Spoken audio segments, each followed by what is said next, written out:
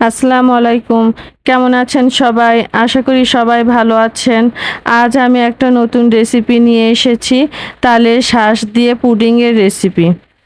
গরমের স্বস্তি পেতে আজ তৈরি করে দেখাবো ঠান্ডা ঠান্ডা নরম তুলতুলে তালের শাঁসের পুডিং। মুখে দিলেই মিলিয়ে যাওয়া এই পুডিংটি বানানো যেমন সহজ, খেতেও তেমনি অসাধারণ। চলুন ঝটপট রেসিপি দেখে নেওয়া যাক।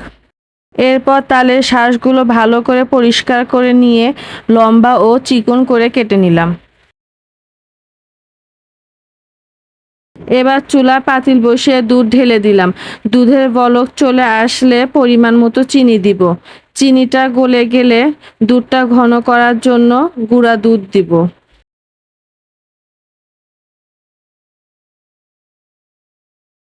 দুধটা ঘন হয়ে এলে আগে থেকে গুলিয়ে রাখা আগার আগার মিশ্রণটি ঢেলে দিব, যা পুডিংটি জমাট বাঁধতে সাহায্য করবে। দুধ ভালোভাবে ফুটে উঠলে আগে থেকে গুলিয়ে রাখা কাস্টার্ড পাউডার দিয়ে দিব। এতে দুধটা দ্রুত ঘন হয়ে পুডিংটি সুন্দরভাবে জমাট বাঁধবে। দুধটা ঘন হয়ে এসেছে, এবার চুলা থেকে নামিয়ে সামান্য ঠান্ডা করে নিব। এরপর কেটে রাখা তালের শাঁসের উপর মিশ্রণটি ঢেলে দিয়ে ঠান্ডা করার জন্য ফ্রিজে রেখে দিব, যাতে পুডিংটি সুন্দরভাবে জমাট বাঁধে।